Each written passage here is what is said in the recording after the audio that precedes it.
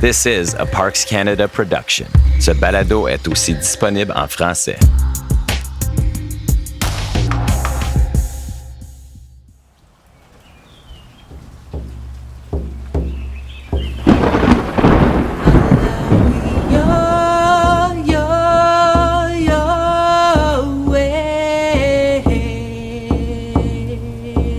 In November 2018, a devastating storm from the Pacific Ocean with hurricane-force winds made landfall on the islands of Haida Gwaii, the homeland of the Haida Nation. One of the supernaturals from the southeast set one of his minions out, broke the tops of a lot of these trees out, created a lot of tree throws. It felt like a tragedy, like one of the most sacred sites that I know on Haida Gwaii had taken some damage. The damage to the village site on Skung Gwaii Island was shocking. Massive trees laid scattered around like pickup sticks on mossy ground, their roots exposed to the elements for the first time in well over a century. It looked like a total disaster. But in the face of tragedy, you can work something out to make the best of the situation. We are ha, we are ha, ha. We are ha, we are ha. I'm Fred Shepard, and you're listening to Recollections, the living landscapes of Skung Gwaii.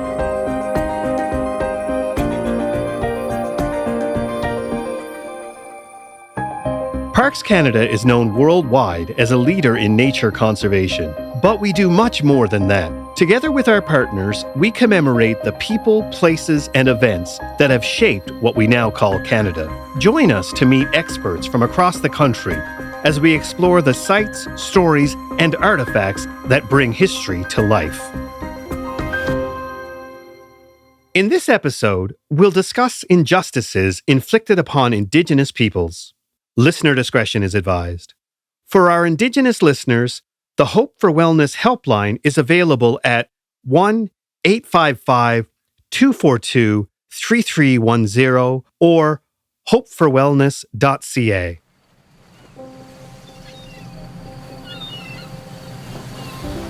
Today, we're going to Gwaii Haanas National Park Reserve, National Marine Conservation Area Reserve, and Haida Heritage Site off the north coast of BC to learn more about a new collaborative archaeology project on the island of Skung Gwaii. This episode was made in collaboration with Gwaii Haanas Cultural Resources Advisor Camille Collinson, who, as a Haida citizen, has helped us understand and incorporate the rich Haida worldviews, as well as ongoing conversations about challenges and resilience in Haida Gwaii communities. But first, let's talk about the Haida language and the place names you'll hear throughout this episode. Haida is considered an endangered language, with very few fluent speakers left, but was once spoken throughout the islands of Haida Gwaii, which translates to Islands of the Haida People. Gwaii Haanas, the protected area, means Islands of Beauty, and Skung Gwaii is Wailing Island. You've probably noticed a common factor. Gwaii, meaning island, is a very important word in this part of the world. Haida Gwaii is an archipelago, a chain of over 150 islands around 700 kilometers north of Vancouver, and separated from the mainland by the shallow Hecate Strait. Gwaii Haanas protects the southern two-thirds of the archipelago, from seafloor to mountaintop. These rocky islands enjoy a lot of precipitation, and their temperate rainforests are covered in carpets of green moss and ferns, towered over by huge trees like Sitka spruce, red cedar, and hemlock. We will never do justice to describing the majesty of this place. Instead, here's someone who knows it well. Picture yourself in the middle of the Pacific Ocean right now, waves crashing all over the place, and you think you're lost. And you think you've gone as far as the earth will provide you. And then on the horizon, a little rock sticks out of the ocean that the supernatural's left there. You get closer to that rock in the ocean and you realize it's a series of rocks in the ocean. And on that series of rocks in the ocean is this lush and beautiful forest and a Galapagos-esque style natural wonder and diverse ecosystems. And on that, for all eternity of time, the Haida people have existed alongside. And so We are as much part of that forest and that ocean and the sky as the tree and as the eagles and ravens. And from the dawn of what we understand as existence, we have moved and worked with and worked alongside and been fed and have fed the ecosystem of this place. My name is Ban Kwa Agang Hanatikigaga. My English name is James McGuire. I'm of the Gakyels Kigaway Skadans Ravens clan. James works with the artifact collections at the Haida Gwaii Museum. Skangwai, once briefly known as Anthony Island, is located in the southwest of Haida Gwaii. It's home to the village of Skangwai Ilnagai, a UNESCO World Heritage Site. Ilnagai means village. This village has been evacuated since the 1880s, and what remains today are mortuary poles and remnants of wooden longhouses. Mortuary poles are red cedar logs carved with images of animals and supernaturals to honor a high-ranking person like a chief or matriarch after they've passed. The remains are placed in a burial box in a cavity at the top of the pole, which is raised to stand about 15 meters above the ground. You might be familiar with the term totem pole, but the Haida prefer talking about the specific type of carved pole, like mortuary poles, house poles, and memorial poles. I'm Paul Rosang. I'm from Skidegate. My Haida name is Iwaji Ikhlina, which means wolfman in English translation. And my role is pretty much to give people as much information about the place. Paul is a guardian at Skangwai and was the first to return after the 2018 storm. He arrived to a scene of unrecognizable destruction. Hundreds of trees, many of them coastal giants, lay crisscrossed on top of each other, root systems ripped out of the earth, with some roots reaching as high as a 3-story building. It was like landing on the moon. Just to come out on the back beach and see that amount of trees down at once, it felt like I was in a total different place. It wasn't the same anymore. A visitor shelter was completely flattened, and a boardwalk was dangling from the trees. It looked like the old wooden roller coaster in Vancouver. It was like, wow. But what a visitor might view as devastation, or James might see as a visit from a supernatural, an archaeologist recognizes as a unique opportunity. Skangwai is one of several Haida cultural sites open to visitors. Since the early 1990s, its poles have been visited by thousands, but out of respect for the village's importance, archaeology work has been limited. Until now. It definitely gives us a chance to sort of explore Skangwai in a way that hasn't really been looked at in the past from an archaeological standpoint. Skangwai hasn't had any excavation units done in it aside from when they straighten the poles. My name is Camille Collinson. I am a cultural resource management advisor for Gwaii H'onis. Since the village was evacuated nearly a century and a half ago, tree roots have grown around the decaying floorboards of Haida longhouses. When the trees fell and the root systems were raised high in the sky, the floorboards were exposed, providing a glimpse into the history of this fascinating place. Here's Jenny Cohen, the lead Parks Canada archaeologist working at Skangwai. All in all, over 100 trees came down in and around the village, and we started an emergency archaeology program to salvage the vulnerable exposed artifacts. The result? The Living Landscapes of Skangwai Archaeology Project, a multi-year collaboration between the Haida Nation, the Haida Gwaii Museum, and the Government of Canada. Nature has created disturbance, and it actually allowed us this window to look in and see what is in the sediment. Skangwai is one of hundreds of villages that line the shores of Haida Gwaii, where the Haida people have lived for a very long time. Archaeologists have found evidence of human settlement from more than 13,000 years ago, but the Haida presence on the archipelago likely goes back even further. We spoke to the executive director of the Haida Gwaii Museum to learn more about the origins of the Haida people. Singait la jispang hanudik I gaga. Mi kakalasin hanudik I gagayats Haidaga kishki. Di Haidaga at di Kayathlanis Jinaga. Good morning, my name is Jiskang. My English name is Nika Collison. I am Haida from the Kayathlanis clan. Today's Haida weren't the first iteration. of human beings that Nangkingait Yuan's taught us that the first time humans to be arrived, they came out of the air. And we didn't quite make it, but the supernatural beings, Sqanagwai, were there. The second time we came was out of the earth, and again, things happened. The Sqanagwai were still there, but we weren't the ones for today. And then the third time humans to be arrived was out of the ocean, and that is the people of today. We come, supernatural beings that came out of the ocean and over many generations became more human to bring us to today. To understand the human history of Haida Gwaii, a good place to start is with the dynamic interplay of land and sea, on the archipelago and on the mainland of North America. Here's archaeologist Jenny again. In Haida Gwaii, sea levels were about 150 meters lower than modern at about 14,000 years ago. During the last ice age, there's a lot of ice buildup on the continent, which actually kind of weighted down that landform.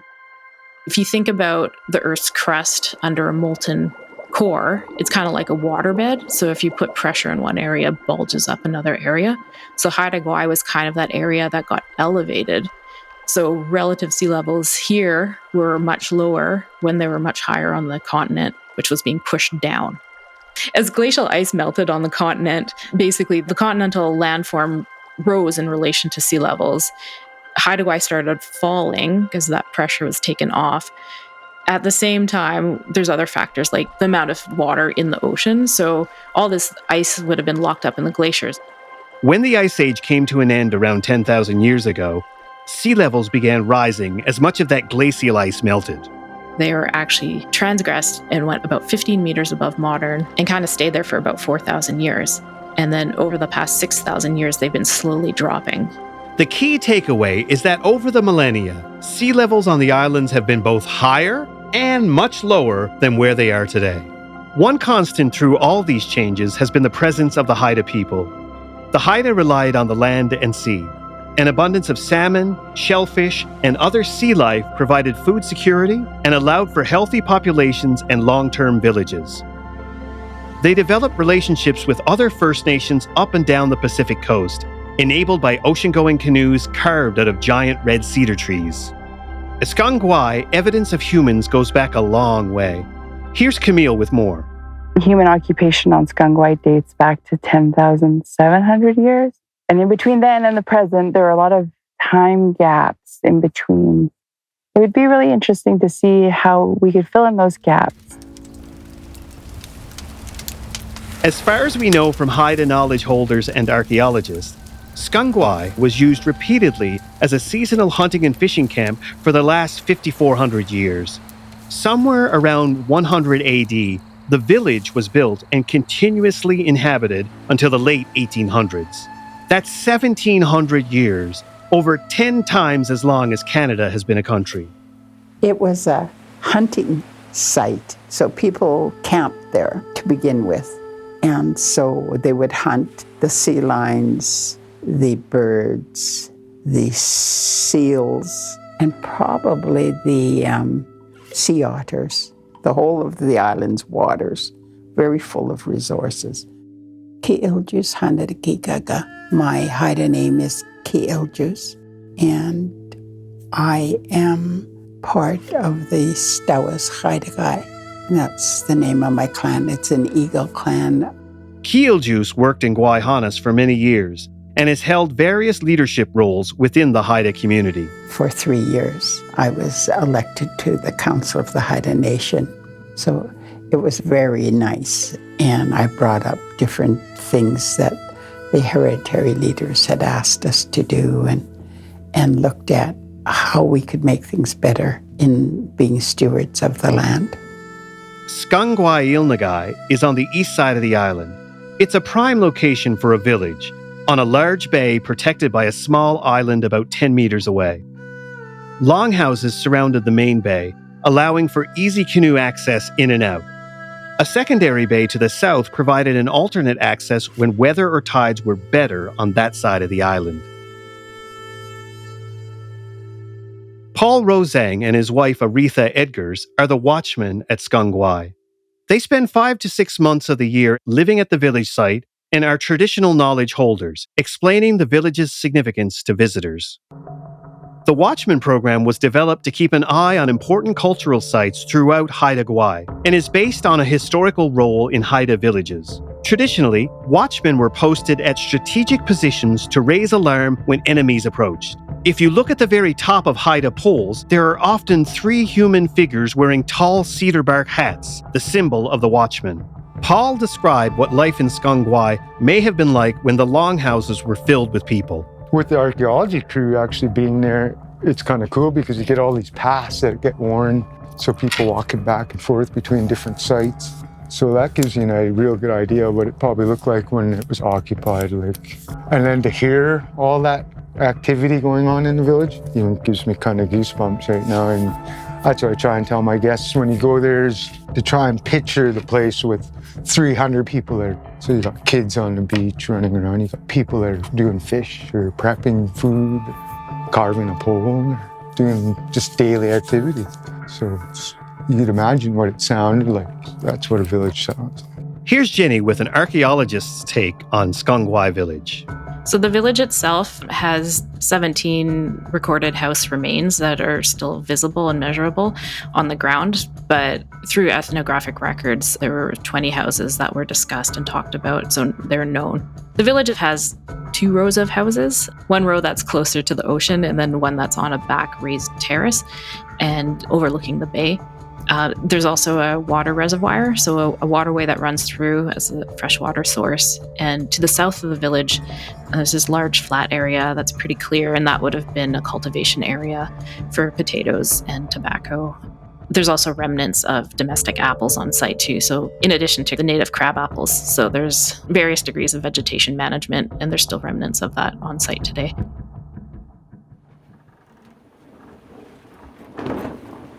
In 1774, the first European ship, captained by Juan Perez of Spain, arrived on the shores of Haida Gwaii. This meeting led to a series of nation-to-nation trade relationships. First with the Spanish, and then with the British, Russians, and eventually the United States. The Haida supplied Europeans with animal furs and artwork, like jewelry and carvings, while Europeans traded metals, guns, alcohol, and food like flour and sugar. One of the main trade items was sea otter pelts. A strong demand in Europe meant the Haida could negotiate high prices. Over the next few decades, sea otters were hunted nearly to extinction, which led to a domino effect on the marine environment, including a hyperabundance of sea urchins that were no longer eaten by otters. All those urchins ate a vast amount of kelp, a giant seaweed that forms an ecosystem known as kelp forests. In some places, the kelp disappeared completely, creating an urchin barren, something like an undersea desert. Today, with a little help from biologists, both sea otters and kelp forests are returning to Haida Gwaii. By the mid-1800s, other resources, like minerals, seafood, whales, and timber, became the focus. As Europeans met with the Haida, diseases like typhoid, measles, and smallpox began to spread throughout the archipelago. This, along with the collapse of the sea otter trade, led to a gradual decline of Skongwai's population. In 1862, the most deadly wave of smallpox swept through the archipelago and much of coastal BC. Here's Nika to describe this dark time. So before 1862, our oral historians have taught me that there was anywhere from 30 to 50,000 Haida. And so in 1862, colonists knowingly spread smallpox along the coast. This is documented by the colonists themselves, as is the fact that they withheld vaccines specifically from the Haida, from our people.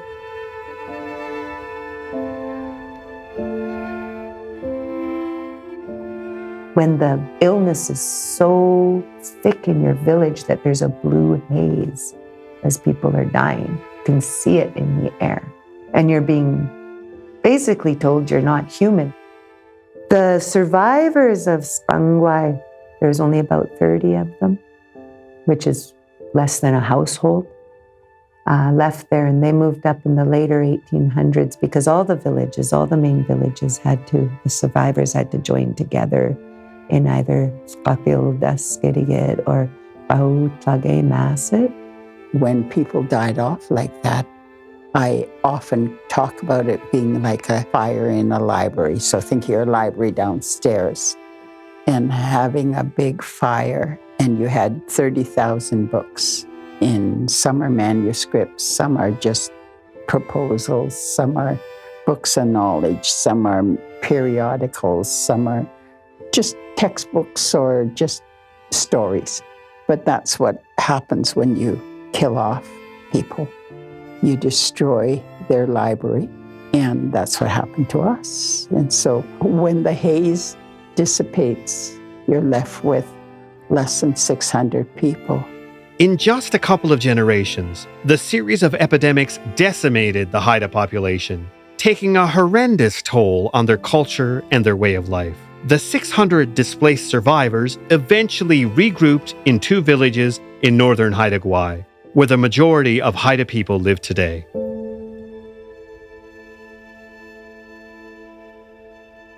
Another major blow to the Haida people came in the form of the Federal Indian Act of 1876.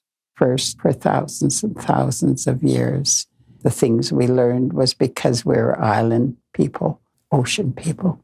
Our laws were all oral. They weren't written anywhere, but when you have a law in place for thousands of years, it just becomes a part of how you live with your land and your water. And because Europeans could not see our laws, they said we had no laws. So they put their laws on top of us. And they had the Indian Act, and that became part of how they controlled us and kept us in one place. The Indian Act was an attempt to assimilate Indigenous peoples across Canada into colonial society. It banned traditional cultural practices and languages and required families to send their children to residential schools. Many Haida children were sent to St. Michael's School in Alert Bay, about 500 kilometers away. On Haida Gwaii, reserves for the Haida were created around the 2 main villages of Skidegit and Masset, a tiny fraction of their homeland. The pass system, which made it mandatory for Indigenous peoples to obtain written permission to leave the reserve, restricted access to most of their traditional territory and cultural sites. The rest of the lands and waters of Haida Gwaii were sold into private hands or appropriated by the government.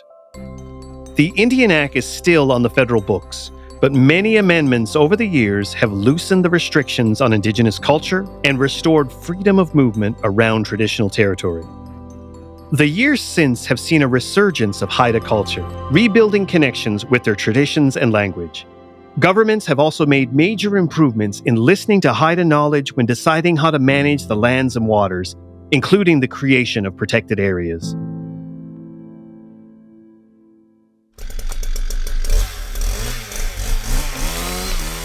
In the 70s and 80s, logging was planned on Ati Gwaii, then called Lyell Island, despite being part of an area proposed for protection. Fed up with government inaction to stop the logging, a group of Haida took a stand by blockading forestry roads. Things came to a head in 1985 when 72 Haida people, including elders, were arrested. Eventually, an agreement between Canada and BC paved the way for protecting Gwaii under the National Parks Act. They got to a point where the feds wanted to make it a national park.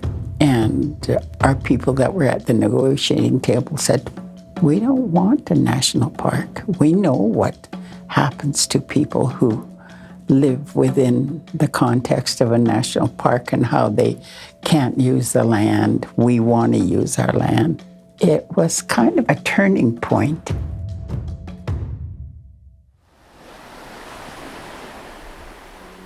These concerns were heard, and the result was the Gwaii Agreement, a commitment to protect the area while ensuring the Haida can engage in traditional activities throughout the lands and waters of Gwaii. When Gwaii was established back in 1993, it was established by the Government of Canada and the Council of the Haida Nation. So both parties argue that, no, I own this land, and they agree to disagree. And instead of arguing with each other about who owns the land, they came together to cooperatively manage this area. So we always sort of try to stay true to the Gwaii-Haanas Agreement in that we make sure that we involve members of the Haida community, because this is Haida territory we're standing on. And it's important to always honor that in our work and to always work in good faith with each other. The Gwaii-Haanas Agreement is still in effect today and includes Skungwai as part of the National Park Reserve. Since 1981, Skungwai has also been both a National Historic Site and a UNESCO World Heritage Site.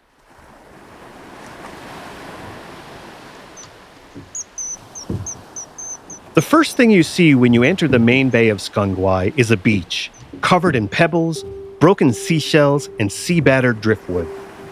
The beach gives way to tall green grass and even greener moss, with cedar hemlock forest looming in the distance. Rising from the grass are dozens of weathered mortuary poles, featuring cascades of carved animal faces that tell stories of long ago. Behind the rows of poles are mossy depressions outlining the longhouses where the 300 villagers took shelter from the elements. A series of white clamshells placed on the ground form a path for visitors to keep a respectful distance from the fragile remains of Skungwai Ilnagai. Skungwai is just a beautiful showcase of Haida material culture, like the architecture and the art. It's also a showcase of the stories too, like the poles which are still standing tell a great story of the people who lived here, like the clan stories and significant environmental events. The Haida consider this place more than a village site, since the remains of so many ancestors and their spirits reside here. Everyone seems to sense this deep importance. Many find it impossible to describe the experience of spending time at Skungwai, but two of our experts were willing to try. Oh, it's absolutely spellbinding. Keeljuice described her first time on the island. I came in on a little float plane and I got off, and you look up and you see these silverish things in amongst the green trees, spectacular. Because I'd never been to a village, an old village, that had poles standing. Brought my youngest son, he was 2. I brought him with me and we spent the day there. Yeah, it was very special. The first time I ever been a watchman there, just walking into that village, it's just a sense of, I can't even put it into words. It's just a feeling you get when you're there. It's very welcoming. It's just a sense of belonging there, really. I've been there for so long, I call that my home. That's Paul again. He's been a watchman on Skungwai for over 15 years. He explained what Skungwai means in the Haida language. It's Wailing Island. It's a woman wailing, like crying. When things are just right, the wind makes the wailing sound when blowing through a hole in a rock. So the tide's got to be at the right level. The wind's got to be blowing the right way. So all these combination of all these different elements that have to be at a perfect, but that's what it sounds like, is a woman crying and on a distance. And I've only heard it twice. It's definitely somebody mourning. It definitely make your hair stand up. Part of Paul's role as a watchman is to give tours of Skungwai. So just give you a lowdown in the village. There was 20 longhouses here at one time, probably about 300 people. So if you look down in the bay, you can see it's a big horseshoe there with all those nice poles. But all the poles you'll be seeing here are mortuary poles. So there's 5 at the time. The recent storm dramatically changed the village landscape, though work crews have since removed much of the debris. Amazingly, the damage to poles and house remains was minimal. Over 245 trees that came down in this one storm. So trees that are huge, like 4 or 5 feet at the butt, big spruce. So once one tree starts to grow, it's just a big effect. Like, it destroyed lots of stuff, but to not touch anything in the village, it's just kind of, definitely makes you feel like somebody's watching over that place. This is like one of the few moments in my life where It literally took my breath away and it was hard to breathe. That's Jenny telling us about her first visit after the storm. How much it had changed and how destructive it felt with all these trees lying on the ground with their branches just covering all these features, and the poles were kind of drowned in this chaos of vegetation. The roots of these trees were lifted up and some of them were 10 meters tall, just towering over my head. It made everything feel so small and so exposed and vulnerable.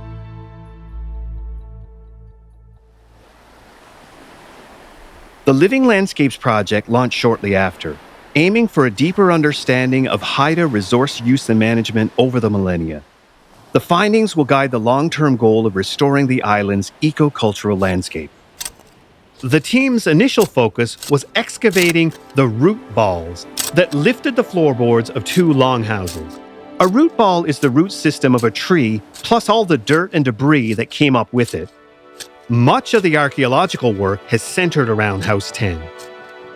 We just call it House 10 for short, but it has a name and it's called People Wish to Be Their House. So these houses all had names in the village and not all of them are remembered, but this is one of them. So People Wish to Be Their House is kind of in the middle of the village. House 10 was a typical Haida longhouse. The beams and posts were made from large cedar poles, and the walls, floor, and roof from cedar planks. The front featured a frontal pole with carvings of an eagle, a cormorant, a whale, and 3 watchmen keeping an eye on things from the top. A rounded door built into the bottom of the pole was the main way in and out of the house. An opening in the roof allowed smoke to escape from an interior fire pit. There were bunk beds and shelves throughout the interior, and food was kept beneath the house for cold storage. House 10's frontal pole was removed in the 1930s, part of a wider trend of outsiders taking objects from indigenous cultural sites. One reason for the Watchman program is to prevent this kind of behavior. Repatriating artifacts is an ongoing project for the Haida Gwaii Museum. Before the storm, the house, it was really not that well defined. You can see where there's multiple house beams from the roof, and they look just like moss-covered logs and a few standing posts that were leaning. At the time, everything was covered in moss. After the storm, the house remains changed quite dramatically. So at House 10, there are 2 tree throws root balls that were in the house directly. And so these were basically exposed the sediment of the house floor. So what we did this past year was to excavate into that root ball. Standing next to this tree throw, the root ball, it's towering over my head. So we had to use a ladder to reach some of these higher parts of the root ball.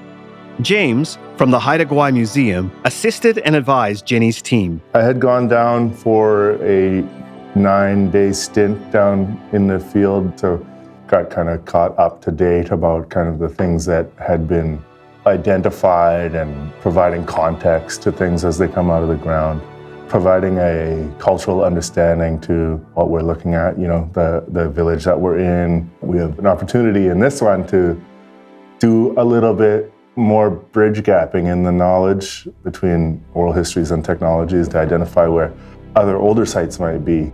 The team uncovered numerous artifacts from House 10. One intriguing find was some Haida artwork, 2 fist-sized pieces of a jet black stone called argillite. Going back to these floorboards, I saw this rock wedged between the 2 and thought, well, okay, here's another firecrack rock. But then I took a closer look and there was this little groove, a little notch out of it, which was really unusual. And as I pulled it out, I saw that groove is actually carved out, and it was part of an eyeball that was carved in this little figure. And so we just saw the back corner of this eye and a little bit of the shoulder of this figure. And on that shoulder, there's really intricate detail work.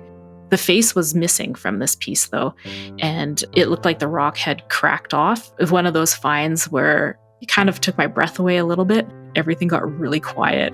And everyone knew something really cool was being found. And then the next day, there was this flat rock right next to this large sea mammal bone. And as we pulled it out, it revealed a nose and 2 eyes, and it fit perfectly with the back piece. Argillite is a type of sedimentary rock that's basically compressed clay. It's found on a single mountain in northern Haida Gwaii and nowhere else in the world. Today, the Haida have exclusive rights to the quarry. When polished, argillite has a uniquely beautiful black sheen. Over the past century, carvings by renowned Haida artists like Charles Edenshaw, Claude Davidson, and Bill Reed have been featured in museums and galleries around the world. With a broad aesthetic appeal, argillite carvings were an important trade item for the Haida. Here's James's take on the carving. There's quite famous argillite carvers that do come from Skungwai. Chief Nangsting was one of the last survivors of that village and ended up becoming quite a famous argillite carver. But argillite at the time of that village's height of kind of power, population, and prosperity wasn't like a widely practiced thing throughout all Haida existence. Argillite carving is a direct descendant of reacting to colonial empire control.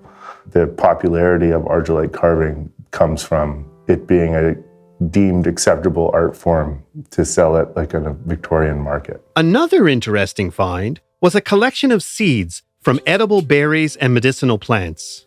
Under the floor too, there is, in these black silts, a couple concentrations of like really dense seed concentrations. So these seeds wouldn't have just gone there naturally. They're too large and too concentrated. It's possible that villagers kept a seed bank to grow plants for food and medicine. James suggested another possible explanation.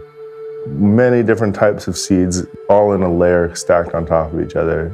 Would have been berries or jams that were dehydrated maybe, and then wrapped in like traditional kind of saran wrap, which would be skunk cabbage, and then layered up underneath in like a cellar system, which is that right under the floorboard of the longhouse. Skunk cabbage is a wetland plant with broad, waxy leaves. It gets its evocative name from the smell of its vibrant yellow flowers, attractive to pollinators with a taste for rotting meat. What I was thinking is that it's just stacks of berries that had been dehydrated and then would have been wrapped in skunk cabbage, and then had the skunk cabbage obviously over 120 years disintegrated, and just the seeds of the different types of berries had been left in piles and layers of different types. You know, stacking them in preparation for consumption over the darker months when they weren't growing, and you know, just an expectation that you were going to be consuming them. You know, the sad thing is they never got to be consumed. There are other artifacts that speak to the time when Skungwai was home to approximately 300 people, including glass beads, pieces of metal, buttons, pipes, and bottles. Some would have been produced on site or nearby. Others were created far away, the result of a trade network that connected Haida Gwaii with Asia, Europe, and beyond. It's really fun to picture in different times, in different eras. I really love seeing a button that I could have on my blanket coming out of a floorboard in a longhouse. One of maybe my ancestors or one of my friend's ancestors could have been dancing in, and it fell off, and here we are today picking up. The newly recovered artifacts from Skungwai are being stored at the Haida Gwaii Museum for analysis and safekeeping. Over the next few years, the Living Landscapes team will conserve these objects, and the field work will continue. We're looking at extending the excavation at House 10, so we get that bigger picture of house activity. We're also looking at a couple of the other houses in the village that were impacted. The team also hopes to learn more about the earliest human history of the island. Going out of the immediate village and looking inland on these raised beach sites. When sea levels were higher, that would have been the shoreline, and people might have been located in those locations. There is one of those raised beach sites that we have identified already, and we've dated it, and it's about 5,000 years old. So part of the plan is to go back to that site and do a small limited excavation and compare that with how people were living in these more recent times. When we're sifting through the floorboards and a glass bead comes up or a button comes up, you know, that would have been on a blanket during a potlatch, these are things that we do today. And when we're able to witness the continuity of culture and we're able to bridge those gaps between us, we don't feel so foreign. Colonialism made us feel foreign in our own territories. In a lot of ways made everything that we did illegal in our territories. So we were meant to feel that way. So we're in this kind of era of reclaiming and reconnection and repatriation in our own minds. One amazing aspect of this collaborative project is the opportunity for everyone involved to learn from each other. I'm learning a lot from the Watchmen and local Haida about carving techniques, about oral tradition, like the knowledge of the people who have lived here in the past and their histories, so how the knowledge gets passed on, and learning about maybe alternate uses. So you see a lot of historic items that were maybe trade items, and they might have been repurposed, not in the way that it was intended by, say, Europeans who traded those goods, but then repurposed for Haida and their own interests. I'm excited to move forward from this year, having met the crew, having met the people that we're going to be working with. I'm excited to invite them into our facility and work with them to analyze the findings and build a more pointed timeline scientifically to match up with our very detailed timeline with oral history. The collaborative nature of this project is reflective of the cooperative management of Gwaii-Haanas as a whole. When the Gwaii-Haanas Agreement was negotiated, it was the first of its kind. It worked so well that today it serves as a model for newer cooperatively managed sites across Canada. You know, it's not easy to work collaboratively a lot of times, but I feel like it's the most constructive way to work. Like, I think we do our best work when we do collaborate. It requires a lot of communication. Sometimes it requires some disagreements, but I think it's the most important aspect of our work is to ensure that we always collaborate with the Haida community. It's always so important to bring everybody together because we're all here for the common goal, and that is to take care of Gwaii-Haanas. One of the challenges of doing that is climate change and the rising sea levels that may be coming. The Haida people, though, are resilient. They've been dealing with huge sea changes on Haida Gwaii for at least 13,700 years. One thing we can confidently say won't stand the test of time is the remains of the longhouses and poles at Skangwai Ilnagai, and that's part of the management plan. In keeping with Haida tradition, they will be allowed to return back to the earth. My thought process is that everything came from the earth, so it has to go back to the earth. And so that's part of respect and responsibility. The takeaway is to allow it to go back to nature, but allowing non-invasive interventions to slow that process is okay. A lot of these structures are made out of wood. A lot of the material will decompose, and it's not meant to last forever. We need to breathe more life into these villages as the reminders and the lessons of the past go back to their natural resting places. It's our responsibility, I think, to bring back new life to these villages and raise more poles, bring more life back, feast them, throw new beads on the ground for archaeologists 500 years in the future to find out and see the continuity of our culture from 15,000 years ago all the way down to today, where we're coming out of a really dark period in our history. We have now an opportunity to shine some light on these areas that we hold so sacred. It's a beautiful, beautiful paradise for me. I see the beauty in spite of the woundedness. I know a lot of the stories, and it reminds me of the people who came before me and how blessed I am to be part of the land, the ocean, and the people. A visit to Gwaii-Haanas National Park Reserve, National Marine Conservation Area Reserve, and Haida Heritage Site is a bit of an undertaking, as any trip of a lifetime probably should be. The first step is taking a ferry or plane, or your own boat, to Haida Gwaii. There are several licensed tour operators who can arrange transport from there.